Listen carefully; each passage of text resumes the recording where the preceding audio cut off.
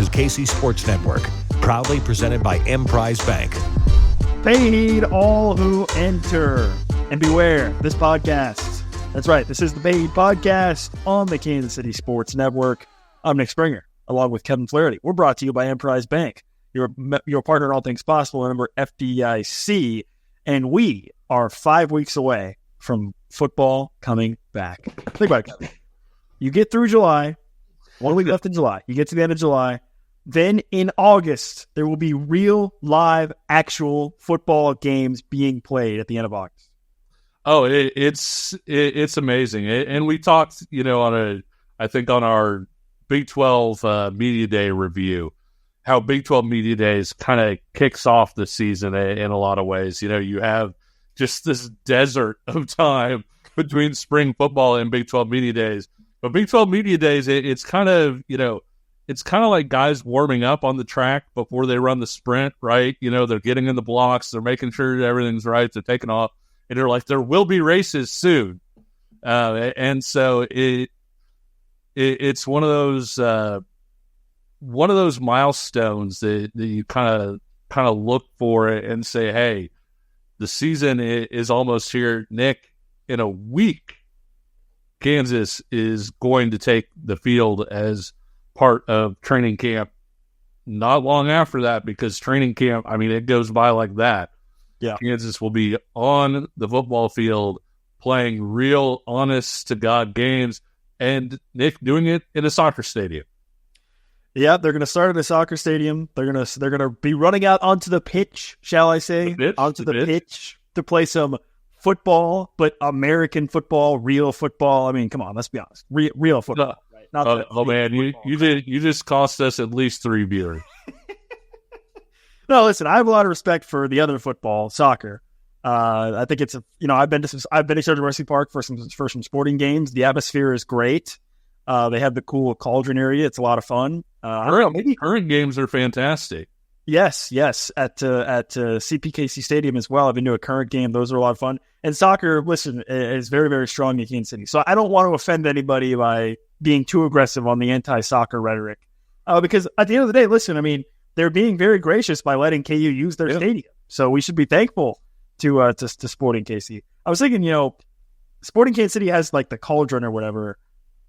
KU should come up with something in that area, like the Hawk's Nest, or something cool. I dig that. That if you know your KU history, Baby J was hatched out of an egg, right?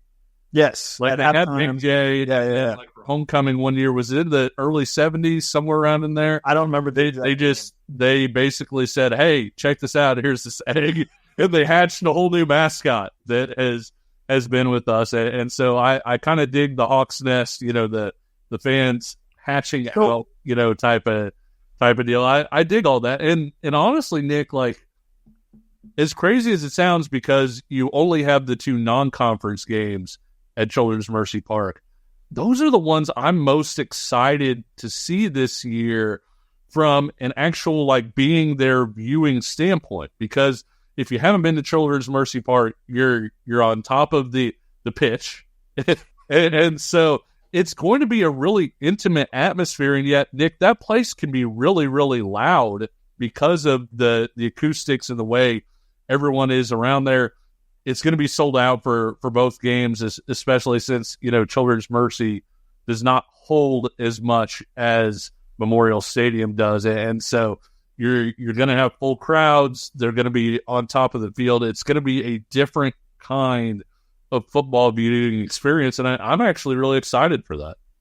Yeah, and I think also it will be a little bit of a preview potentially of what the experience could be like at the new booth as well, in terms of what you mentioned with the fans being much closer to the field, right? If you look at some of the early renderings of kind of the new booth, there's going to be no track there anymore, right? You don't need the track, see a track. And so that's going to bring the fans a lot closer to the field, I think. As long as it isn't Oklahoma State, because I know you went to that game this past year. Yep. I've covered multiple games there. The fans are pretty much taking snaps. They're so far on top of the field. And so I do, hope that it's a lot closer. It looks like it's going to be from all the renderings, from the work that they've been doing, all of those different things. I think there's a happy medium of you're really close, and yet, it doesn't feel like you're endangering players by playing there like it kind of does at Boone Pickens.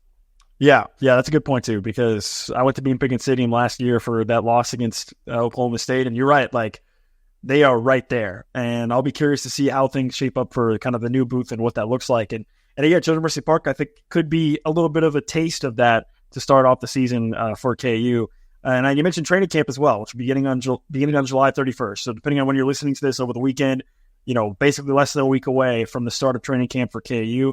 And one of the interesting things about Lance Leipold and KU and what they talked about as it pertains to playing away from the booth and playing at Children's Mercy Park and then eventually playing at Arrowhead Stadium is that this construction, as you know, Kevin, it's been ongoing over the past, 8 months, basically. Sure. And that's included, a lot of their locker room facilities and a lot of their training facilities, to where Kansas really has been sort of practicing in an element where they've been away from home already. And Lance Leipold talked about that last time I got to speak to him, at this point, 6 weeks ago, basically at the end of spring ball, about the fact that type of thing it's bringing the team close together, and it's also really preparing them for having to play away from home, right? They're already in that mentality. They're already in that mindset of having to potentially change things up, use different locker rooms, not playing at home. So, on one hand, I think in the spring I don't think concerned, but just at the very least, I was curious about this idea of,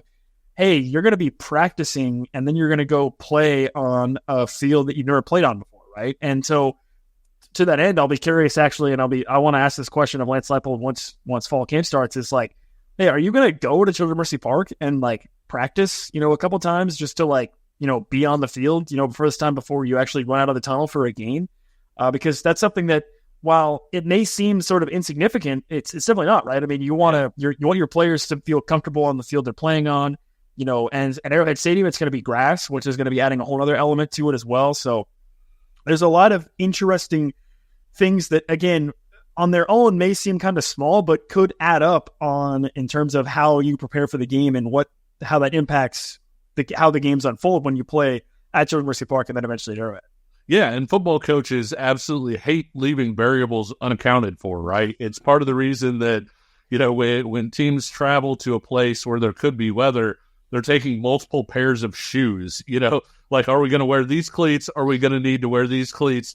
Things like that. And so they do account for a lot of different things. And I'm glad you brought up the point that they've kind of been preparing to play away from home because it's almost like they've been playing away from home while being home, over the last few months. And so when you look at all of that, I'm very interested to see what adjustments they do, how they try to kind of make that more their thing. When you look at Arrowhead in particular, the state of the grass, all of those different things, I'm guessing you're not able to practice at Arrowhead because the Chiefs are going to be on that thing. Yeah, exactly. I mean, the Chiefs are practicing on other fields rather than tearing up their pristine grass field at Arrowhead. And so when you look at all of those different things, how do you account for all of that? I think it will make for some really interesting adjustments. And that's before you get into some of the things like, playing a team like Colorado or an Iowa State and Arrowhead. Iowa State in particular, could maybe help fill that thing up and make it a little bit more of a neutral site game. There are going to be some really fun sort of added elements to this year that you wouldn't see in most seasons. Let's focus on Children's Mercy Park here for a second, because 2 of KU's first 3 games are going to be at Children's Mercy Park as part of their non-conference slate, against Lindenwood and then against UNLV in September, with that game on the road at Illinois kind of sandwiched in the middle there. And this is a KU team that I think has really benefited from having strong starts to the season the past couple of years. That's really helped them kind of get things going.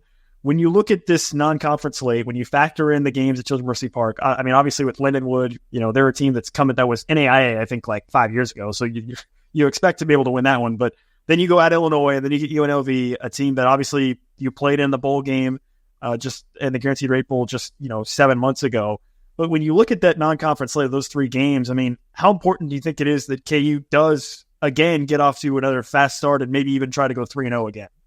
Yeah, it's huge. I mean, you look at the last 2 years, and Kansas went 5-0 and got College Game Day to come to Lawrence, and then they went 4-0. And, their first loss was to a really highly ranked Texas team on the road. And so if you're going to compete for a Big 12 title, and I get that, Lindenwood, UNLV, Illinois, they don't count in the Big 12 standings. You could technically lose all three of those games.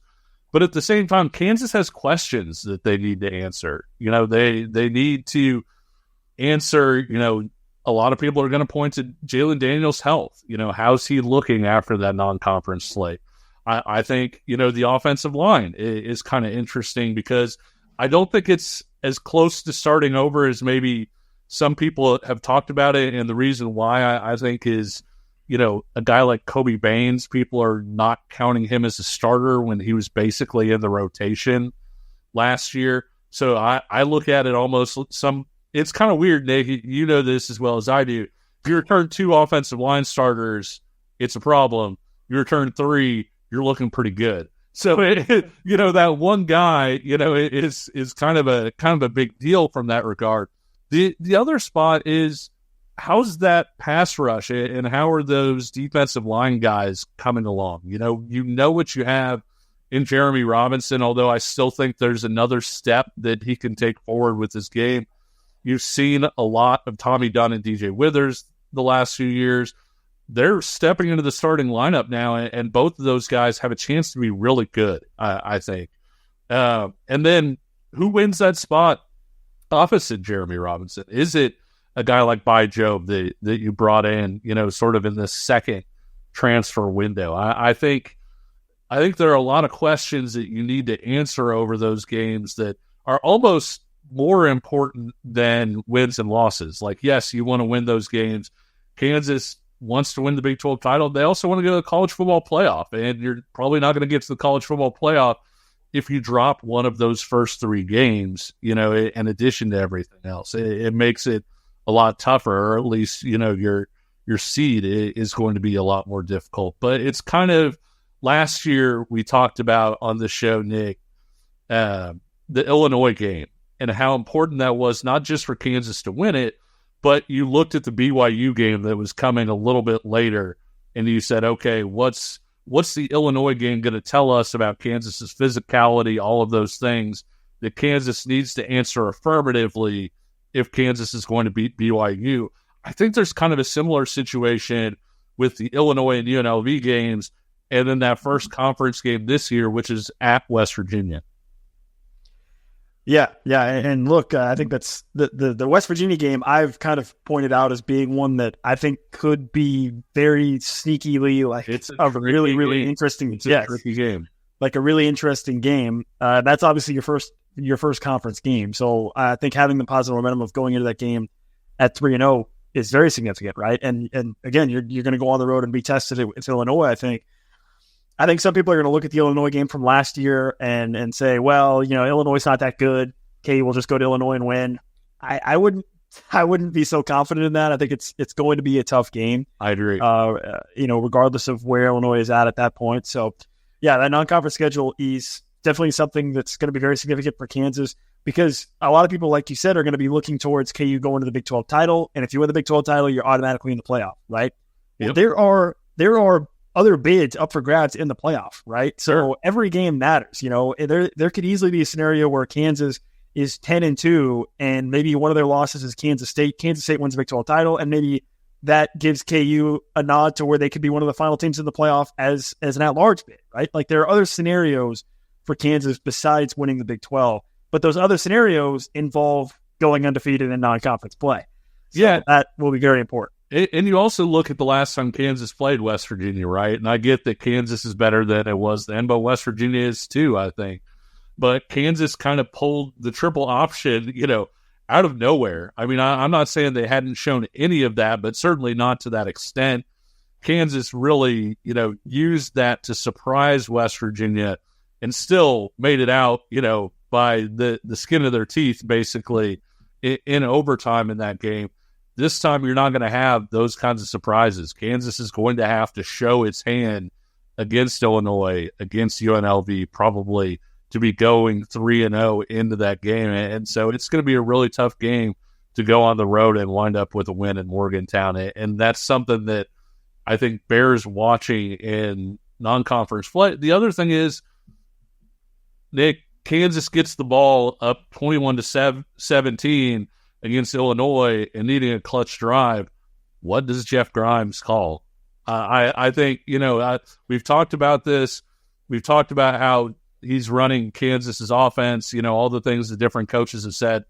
Every play caller is different, and every play caller has things that they're more comfortable with than other coaches. I'm very interested to see, sort of when you're in that situation where everything really matters, what is Grimes' default at that point?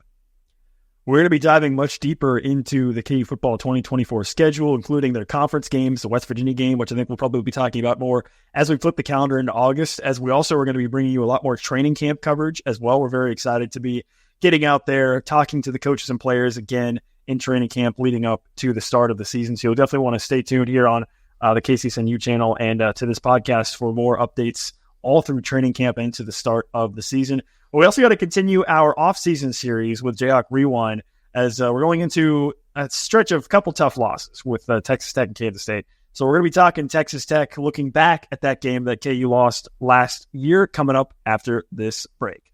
We'll be right back. You're listening to the Pay Podcast. We appreciate you supporting KC Sports Network by listening to our podcast. You have helped us become the highest-ranked Chiefs podcast network in 2022 and 2023. And don't forget about our daily Substack newsletter, the best written analysis you can find on the Chiefs straight to your inbox every day. kcsn.substack.com. When you discover a new binge-worthy show or a song that you bump on repeat and you have to share it with your friends so they can experience just how awesome it is? That's kind of what it feels like when you discover Mint Mobile offers premium wireless for $15 a month when you purchase a 3-month plan. That's such an awesome deal. There's no way you can keep it to yourself. Friends don't let friends overpay for wireless. Say bye-bye to your overpriced wireless plan and switch to Mint Mobile. Mint Mobile is here to rescue you and your squad with premium wireless plans starting at $15 a month. All plans come with high-speed data and unlimited talk and text delivered on the nation's largest 5G network.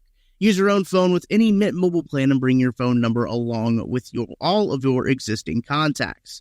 Ditch overpriced wireless with Mint Mobile's deal and get 3 months of premium wireless service for $15 a month. To get this new customer offer and your new 3-month premium wireless plan for just $15 a month, go to mintmobile.com/payheed. That's mintmobile.com/payheed. Cut your wireless bill to $15 a month at mintmobile.com/payheed. $45 upfront payment required, equivalent to $15 a month. New customers on first 3-month plan only. Speed slower above 40 gigabytes on unlimited plan. Additional taxes, fees, and restrictions apply. See Mint Mobile for details. This is the Pay Podcast on the Kansas City Sports Network. I'm Nick Springer, along with Kevin Flaherty. Before we do dive into our Jayhawk Rewind with Texas Tech, we just tell you about one of our sponsors at Home Field Apparel. You can shop homefieldapparel.com right now for over 40 different items for KU and over 140 other schools as well. If you're a fan of the artichokes, if you're a fan of the banana slugs, if you're a fan of the Tulane Green Wave, if you're a fan of fill in the blank, Home Field's got you covered over at homefieldapparel.com. I'm rocking my Home Field Apparel shirt here for you today if you're watching on YouTube as well. And you can get 50% off your first order at homefieldapparel.com using the code PAYHEED24. That's right, PAYHEED24. PAYHEED 24 gets you 15% off your first order at homefieldapparel.com. All right, Kevin, we are going to be moving into our Jayhawk Rewind series, continuing along here with KU taking on Texas Tech. Kansas coming off of a huge win last season against Iowa State to move to 7-2. You're feeling good. Jason Bean is playing the best he's ever played in his career at this point as KU welcomes Texas Tech. And the talk of a potential Big 12 title run is seemingly back on at this point, right? Like, you've lost to Texas, fine, sure, whatever. But you still have to get through K-State, who is coming up on your schedule the next week after Texas Tech. But 10-2 would get you there, right? The math is sort of mathing a little bit with Oklahoma State and Texas, but there is a path at this point that you could talk yourself into KU making the Big 12 title game if they were able to win out and take care of business. And that didn't seem that far-fetched because Jason Bean was playing his best football. You felt pretty good. Your remaining schedule was Texas Tech, K-State, and then at Cincinnati. It wasn't very good. So if you could find a way to beat Texas Tech and K-State, you could be looking at going 10-2. But then all that hit a wall against Texas Tech. Yeah, I think, you looked at Texas Tech, and it was kind of a sneaky game, right? Because Texas Tech, we've talked about it on the show, Texas Tech has had 80 bajillion injuries at the quarterback position. I mean, possibly more than anybody else, in the entire country. And, this is a game where you're going to see Kansas have to go to a true freshman quarterback at one point. Texas Tech had to go to a true freshman quarterback at one point earlier this year against Kansas State. And so they had a lot of injuries and things like that. Even with Baron Morton playing in this game, the stuff you heard after the season about, hey, he had an injury to the shoulder and all these things, he's nowhere near 100%. And so you look at it and you say, this is a game that Kansas should win. Coming off the Iowa State win in Ames, huge win. You're feeling good about yourself. We've talked about when you consider the quality of defense he was playing against, probably the best game of Jason Bean's career in the way that he operated. He didn't put the ball at risk, all of those different things. And so while it's not necessarily like you're sitting here thinking, oh, KU's going to win this game by 10 or whatever, you did feel like this is a game that, being at home, Kansas probably should go out there and win. Yeah, you go back to 2022, and Tyler Shuck really hurt KU a lot with his legs in that game. And then obviously he suffered the injury very early in the season for Texas Tech that sidelined him for the year. Then you mentioned Baron Morton, who came in, got hurt again, I think. And then they brought in their freshman was Jake Strong. Is that his name, right? Yeah. The quarterback that came in for them for the K-State game that you mentioned. And then Baron Morton is back, right? And even still, I think I agree with you, right? You feel if you're Kansas, you felt pretty confident heading into this one. I don't know if there was any concern that's ever crossed your mind that KU might be looking ahead to K-State at all. You think about that being at that point the last game ever in the old boost that you're going to be playing against Kansas State. Really so much on the line there with K-State's long win streak. But I didn't really get that sense heading into this game that I recall from last year that there was going to be too much looking ahead from Kansas. I think that's one of the things that Lance Leipold does a really phenomenal job of is keeping his team pretty locked in on the opponent they're playing week in and week out. So I didn't feel like that was going to be a concern much heading into this one.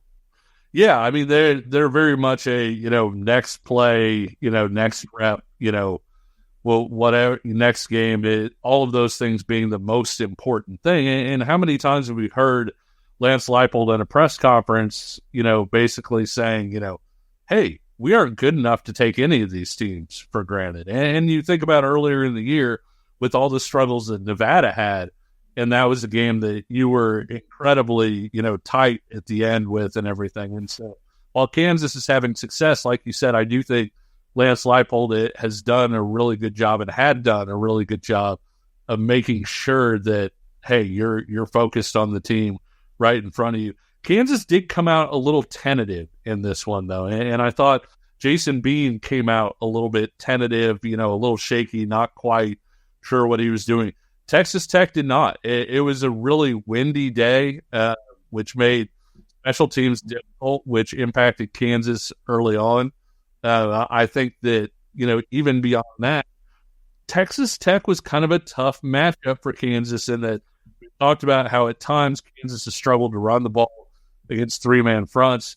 Texas Tech had a very physical, very good three-man front, and Nick, Kansas's offense kind of struggled to get off the ground early. Yeah, you're right. Kansas really did kind of sleepwalk to start this game. Let's dive into it, right? To start the game, Kansas gets the ball. They go 3 and out. Didn't really have much going on at all. Devin Neal, they got 1 yard over the course of their opening drive. And after not a great punt either, only a 24-yard punt from Damon Greaves, Texas Tech took advantage, and they went half the distance to the field, went down and scored. And listen, this is going to be my opportunity, Kevin, to talk about my favorite running back. Taj Brooks. I love Taj Brooks. Taj Brooks. I see what you did there. So deserving of being on the first team. more deserving than Ollie Gordon of being on the preseason first team, Taj Brooks. He's such a great running back. He's so strong. He's so powerful. He's great. I love Taj Brooks. Nobody is a bigger fan of Taj Brooks than me. I promise you that. And Taj Brooks got absolutely fed in this game against Kansas. They just kept going back to him over and over again, did Texas Tech. He ended up, Kevin, he finished the game with 33 carries. 33 carries. And honestly, you want to know what's funny? He had 33 carries, and on a couple of them, Tech got penalized, so it didn't count. So he actually carried the ball more than they put the ball in his hands more than 33 times. And from that standpoint, but it's kind of a funny deal. Don't forget, he also, Nick, had a catch as well. So they absolutely gave him the ball, and it's funny, that's how Nick has been kidnapped is when he's talking up Taj Brooks like that. But this is part of the reason I really like Taj Brooks is I think Devin Neal is a bigger home run hitter. He gives you more explosion and things like that. Taj Brooks is inevitable, right? Like he's the Terminator where you shoot him with a shotgun and he keeps walking forward, like, hey, I'm going to do my thing and I'm going to keep chasing you, even though you just shot me 500 times. That's Taj Brooks' value. And I think when you look forward to Texas Tech this year, I think they're going to be able to throw the ball a little bit better, hopefully, because they'll have healthy quarterbacks. Kansas does not play Texas Tech this year.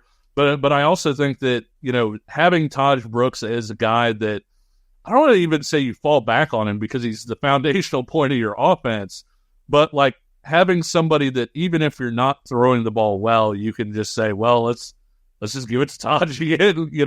That's such a great value for this Tech team.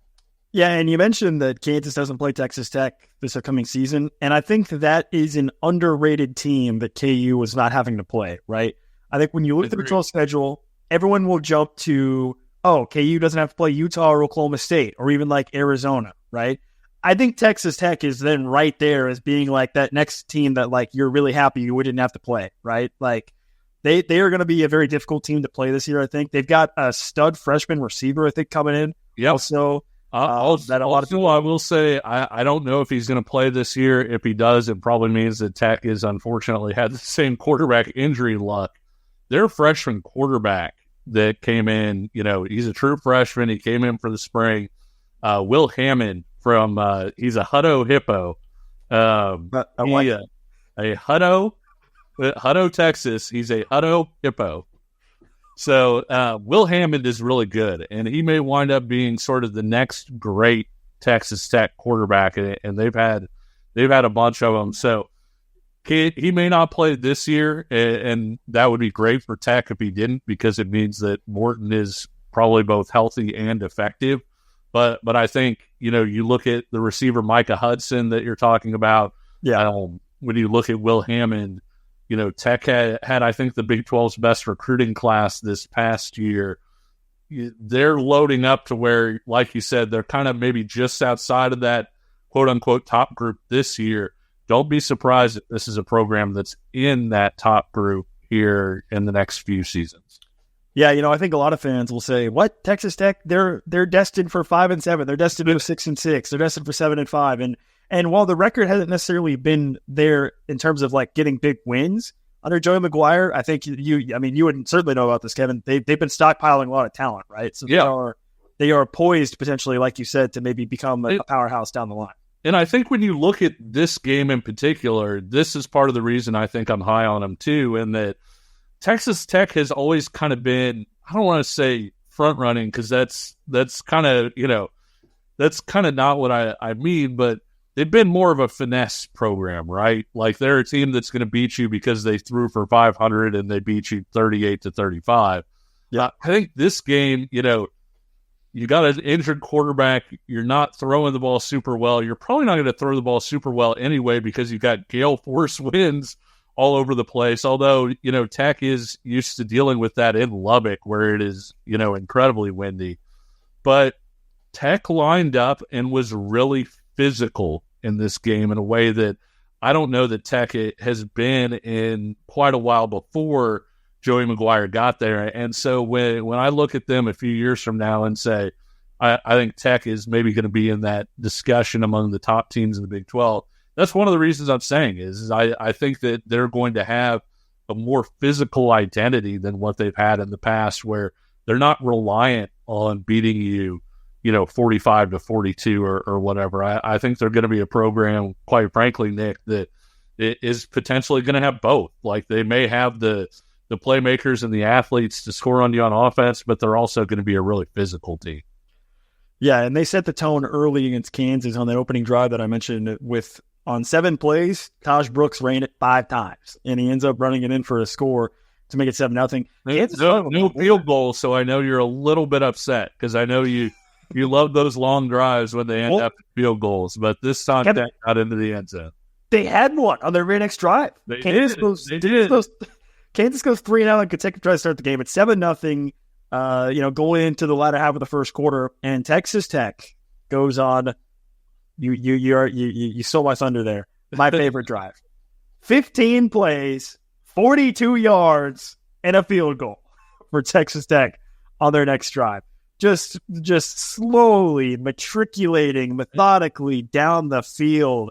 They get it all the way down to the KU 14, and they're forced to settle for a field goal. It's 10-0, and yeah, at that point you're thinking, oh boy, hopefully the Kansas offense starts to wake up a little bit because the defense, gives up the touchdown on sort of the short field, and they stand tall for a field goal. But the offense, to this point, towards the end of the first quarter, had been completely lifeless, and I think that was pretty concerning early on.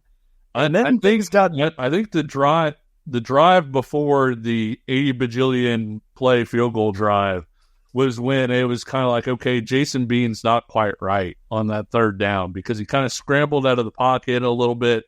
Had Daniel Highshaw on a dump off, for a first down, instead tried to push it down the field or whatever. Didn't have luck, and it was like the safe thing was right there, and it was apparent that Tech was going to line up and basically say, hey, we don't want you to run the ball on us, and so maybe some things in the passing game would have opened up a little bit there. Bean didn't see Highshaw kind of there for the first down, tried to force something a little bit. And so you said, okay, he's not quite sharp early, but it's still, even after, 85 plays field goal, you still kind of felt like, okay, you forced a field goal there. It's a bad start. You're not out of this game.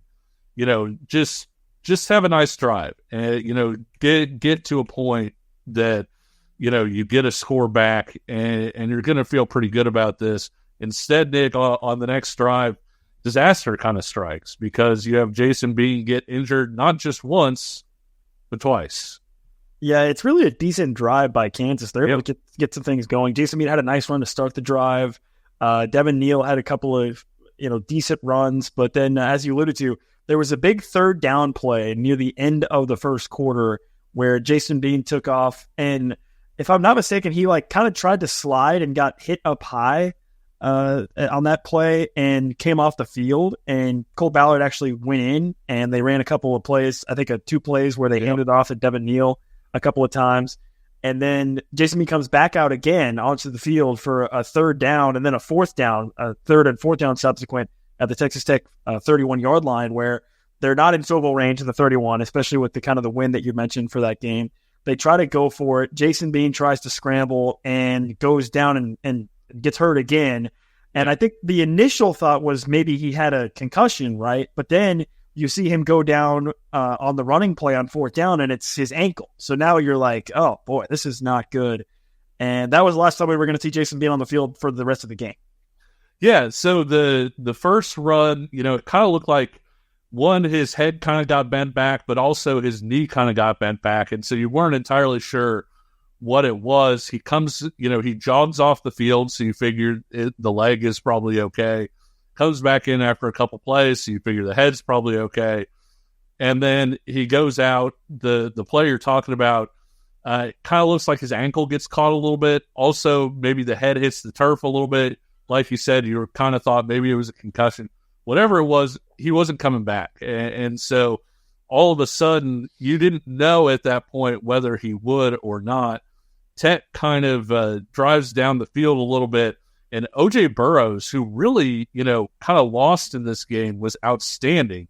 He had a near pick, I think earlier than this, and then actually intercepted a pass at the 1 here to cut down Tech's chance to score. And then all of a sudden, Kansas comes out at the 1 yard line, and a situation where you really do not want your true freshman quarterback out there, Cole Ballard, not just a true freshman, but was a true freshman that they convinced to walk on. And so you've got a true freshman walk-on quarterback out there. You're back against the end zone, and at that point, it was kind of like, well, with a whole drive to kind of get better, Jason Bean doesn't look like he's going to come out maybe after halftime, but, not at this point. And Ballard was in a really tough situation at that point. Yeah, and look, in this era of college football, I think you are seeing a very much increased emphasis on teams having a second quarterback that they feel like can operate the offense at a relatively high level, right? I think you're starting to see some of that a little bit across college football, where teams are saying, hey, we should probably make sure we have a second guy on our roster in case we get, and Kansas had that, right? They had arguably the best backup quarterback in the country with Jason Bean in terms of what he was able to do. But it's as hard as it is to plan for possibly losing your starter, it's infinitely harder to plan for losing your first 2 starters, right? And the team across the field, Texas Tech, was fully aware of that because they were in a similar situation like you mentioned earlier. And now here comes Kansas having to roll out a walk-on true freshman of their own with Cole Ballard. And yeah, he comes in, I would say, probably the worst situation you can imagine for making your first appearance as a college football player. Your team is down by double digits, 2 possessions, and you're starting on your own 1 yard line. And listen, Cole Ballard held his own, right? Kansas ends up going on a long, a marathon of a drive. I mean, just across the state of Kansas, 18 plays, over 90 yards they go down the field. And at this point, as this drive is kind of unfolding, you're seeing Cole Ballard is not really being asked to do too much. He had a nice play to Mason Fairchild at one point in the drive. Ended up actually having a run on a 3rd down to extend the drive in the red zone for Kansas as well. And KU gets down inside the 10. And at this point, it's 10-0. This drive is taking, over 7 minutes, over 8 minutes actually. You're getting close to the end of the first half, maybe about 3 minutes left in the first half. At this point, you're thinking, okay, let's just get some points. Let's get some points. Yeah. You can make an 1-possession game. You can make a short field goal, surely. Kansas instead goes a different route here, Kevin. They really tried to push the envelope with a touchdown. On a 1st and goal play, Cole Ballard throws an incomplete pass. Then Highshaw runs down to the 1. Actually had 2 downs from the 1. And on 3rd down, Highshaw kind of gets stopped, for no gain. And then on 4th down, I'm not sure Kansas blocked anybody. Daniel Highshaw gets tackled by not just the entire Texas Tech defense, but I think half of Lubbock was in on the stop. And so all of a sudden, Kansas had 2 downs from the 1, had 4 downs inside the 10, and you wind up with no points. And I think, it's kind of interesting.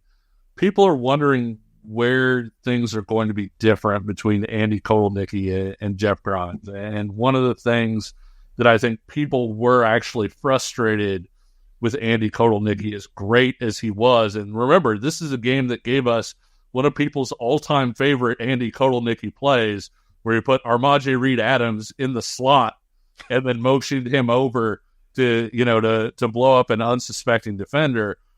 One of the things where Kotelnicki struggled sometimes was in short yardage situations in terms of either getting too cute, trying the sugar huddle, different things like that. Here was a situation that I think in this game in general, when fans walked out of the stadium, they were really upset about the play calling in the red zone after this one and feeling like maybe that was a big part of the reason that Kansas wound up losing this game. And you hate to you hate to put it all on one person. There are a lot of circumstances there. Obviously, Andy Kotelnicki didn't think he'd be calling 3/4 of a game without Jason Bean at quarterback. But at the same time, I do think that Kansas was found wanting in the red zone, not just in this drive, but really struggled there over the course of the game. Well, and it's such a difficult proposition because you're at the 1 yard line, right? You're down 2 possessions, but you need 1 yard, 3 feet. Yep. 300 centimeters, 3,000 millimeters, whatever. Yeah. To get a touchdown. And that is so tantalizing that you almost can't blame Kansas for trying to go for it, right? Like, sure, maybe if they kick a field goal there, it changes the momentum of the game. You at least get some points on the board, whatever. But it's impossible to fault anybody for saying, hey, we're at the 1. Surely we can get 1 yard. And Texas Tech stands tall. And that was one of the defining moments of early in the game, right? And then the rest of the half kind of sputtered at that point. Texas Tech got the ball. They killed some time. Go to half. You're down 10-0.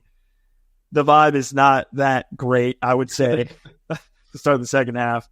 And to start the second half, there are no vibes. I can tell you, Nick, this is a game that I attended and was in the stands for. So I mean, it was one that, being in the building at a halftime, I mean, there were a lot of frustrated fans. Just sort of, it was not very positive. It wasn't the sort of thing where everybody's like, well, it's okay, we'll just go into the halftime break, come out and beat them.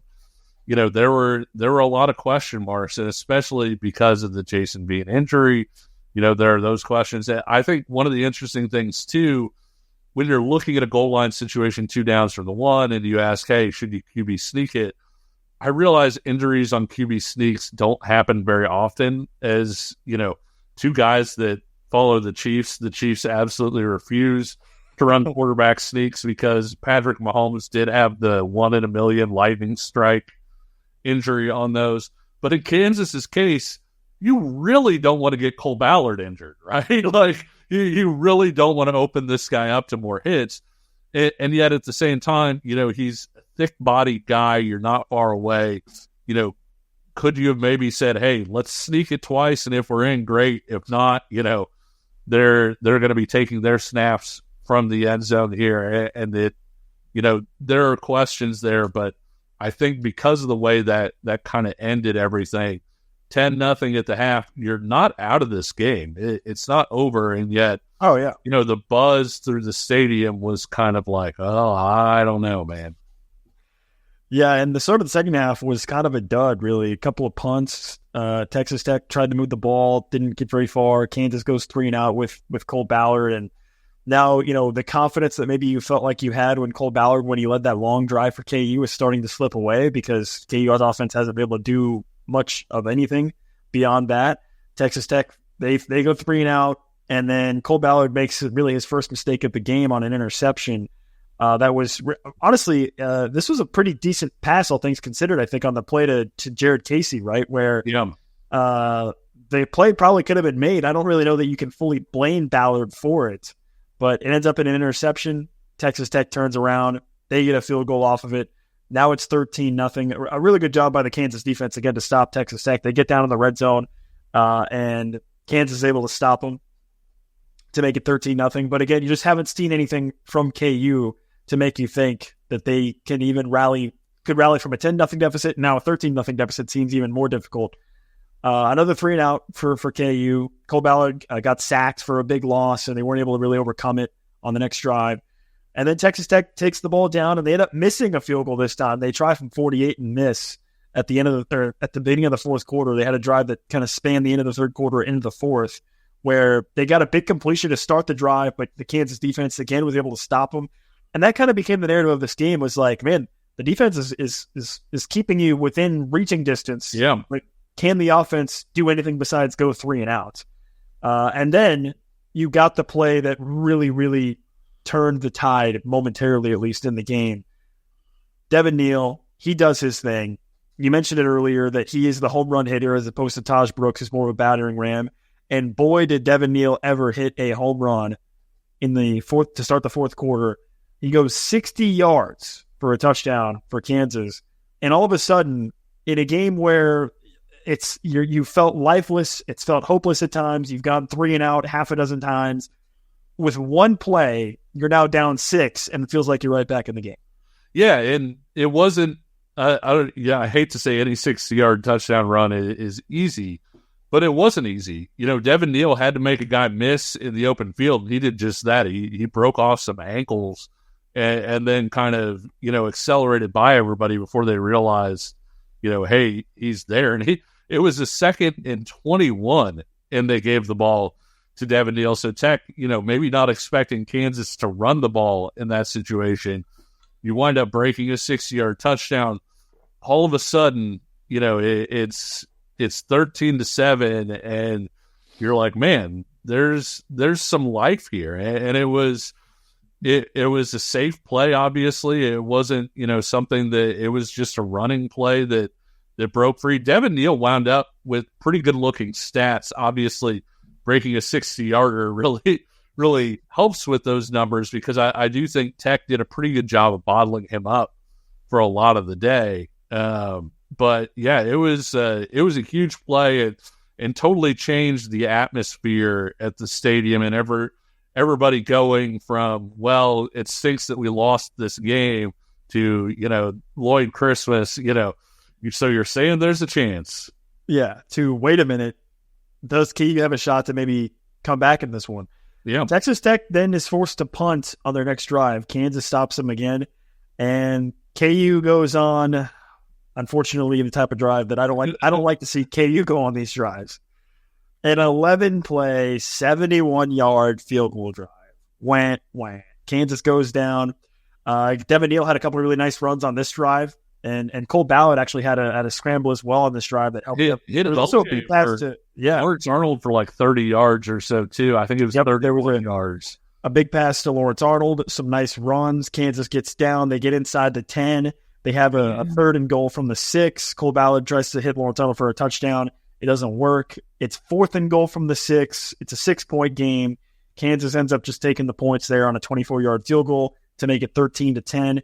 And now, again, you're in a game where for 49 minutes, things looked hopeless. And now you're in a 3-point game at this point. And Texas Tech, again, the KU defense, again, steps up. They held Taj Brooks to a couple of no-gain runs, and ultimately Texas Tech is forced to punt again with about 3 minutes left in the fourth quarter. And Kansas, again, another drive that you just hate to see in this situation. A 14-play, 77-yard field goal drive. As Kansas, again, and listen, credit where credit is due here. Cole Ballard had to draw back to pass and throw the ball a lot on this drive because you had 3 minutes left in the game. So Cole Ballard is throwing the ball. He's scrambling. Kansas is able to eventually get down. I think he had a long pass to Quentin Skinner on a 3rd down that they kept the drive alive. And again, KU gets down inside the 10. And this is probably where, Kevin, your point about some of the difficulties with the play calling of KU in the red zone kind of rears their ugly head again. You don't score, from inside you don't score from the 1 twice in the first half. You get inside the 10, you don't score, you kick a field goal. You get inside the 10 again on this drive, and again, you're unable to score. They ran a play to get Devin Neal the ball to throw it. Yeah, if you remember right, on a 3rd down that did not work on this drive, and on a 4th and goal from the 3, Kansas decides, hey, at this point there's less than a minute left in the game. There's about 40 seconds left in the game. Let's just kick it and tie the game and play maybe for overtime, which is a strategy that I am typically fine with if you're the home team, because the pressure usually then goes on to the road team, I think, a little bit more. So I was okay with the decision at this point to try to tie it. Certainly nobody expected Texas Tech to do what they did, which was Baron Morton. I mean, in the second half, the Kansas defense really pretty much locked up Texas Tech the entire half, except for 3 plays. A pass to the sideline for a 1st down that got Texas Tech near midfield, another pass that got them down to the KU 45, and then the biggest play of the game, which was a deep back shoulder throw from Baron Morton to Jaron Bradley for 33 yards. He makes the catch on the sideline over a KU defender at about the 10-yard line. with literally 7 seconds left. Texas Tech calls a timeout. They trot out Garcia, their field goal kicker, and he kicks a game-winning 30-yard field goal.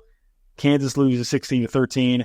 A real gut punch, right? And this is the type of game where overall you would have said, well, Jason Bean got hurt. Like, okay, fine. It's not a bad loss because Jason Bean got hurt. But then you go through the game and you think, oh my gosh, KU had how many tries inside the 10 to try to score and either couldn't score a touchdown or had to kick a field goal, right? Like, that's where the frustration comes from this game.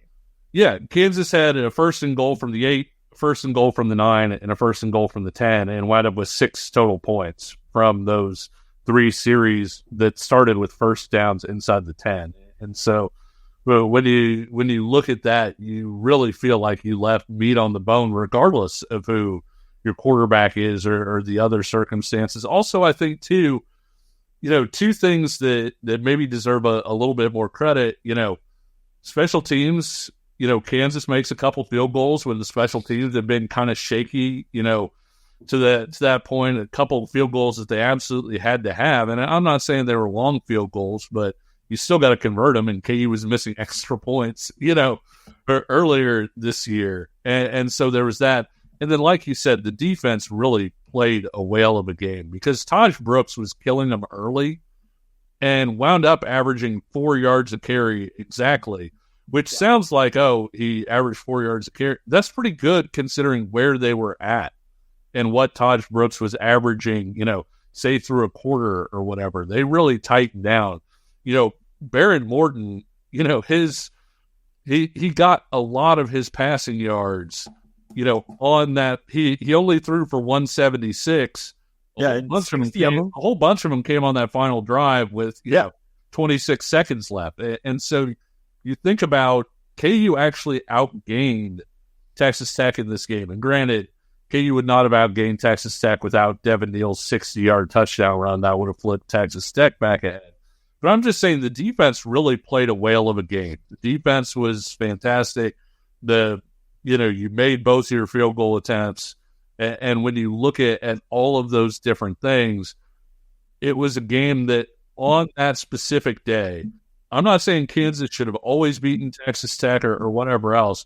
You really felt like on that day, Kansas had every chance to beat Texas Tech and just didn't do it. Yeah, it's an unfortunate loss, right? Kansas drops to 7-3 on the year, right? Something you had mentioned as we've been going through the rewind is not overlooking the fact that you're bowl eligible, right? And for Kansas, that's still the case. Obviously, even with this loss, that still was the case, even with this loss to Texas Tech. But again, your hopes and dreams of sneaking into the Big 12 championship immediately dashed with this loss if you're KU. And I don't know, it's kind of hard to take anything from this loss and look towards 2024, right? Because it was kind of a weird game. Obviously, you're playing with a freshman walk-on quarterback at the time, Cole Ballard. You have kind of the wind factor. Texas Tech's not an opponent you're going to be seeing in 2024. So, I don't know. To me, this is maybe one of the most throwaway games of the season from last year for KU in terms of what you could use to look to 2024. But it certainly was a stinging loss at the time, right? Well, I think there are a few things that you can look at. One of them, O.J. Burroughs played a whale of a game, like I said, and he's somebody that I think is kind of an underrated guy when you look toward the 2024 season, because when you look at that secondary, right, you get first team All Big 12 honors preseason for both Kobe Bryant and Mello Dotson. Marvin Grant is a guy that we've talked about on this show as a guy that we think is going to break out and have a really big season this year. OJ can be a little bit forgotten, and yet he's a really good player. He was a guy that got brought up at Big 12 Media Days by the KU players as somebody to keep an eye on. This was a major step, I thought, for OJ, who had some good games, but I thought he looked like an all Big 12 safety, at times in this one. The other one that's going to be interesting, and it doesn't impact this game specifically, but Kansas was probably out-toughed in the running game by Texas Tech's defensive line. They really struggled to block Texas Tech's front.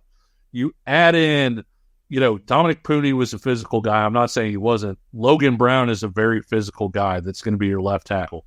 Bryce Foster is a much more physical guy in the middle of your offensive line. And so looking into 2024, is Kansas going to have the physicality this year to line up and run on those kinds of teams, displace guys and run it when they maybe don't have the, when they don't have the ability to throw the ball or even just when they want to run it. And I think that's going to be an interesting thing to look at going forward.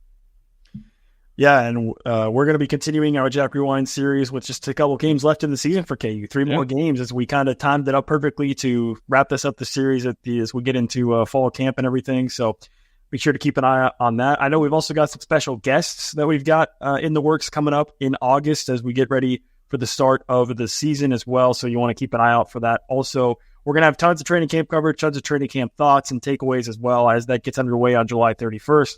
So bottom line, you'll want to stay tuned right here on the KC Sports Network to the paid podcast for the latest with KU football to hear our thoughts and breakdown and analysis, as well as more coverage throughout fall camp and into the start of the season.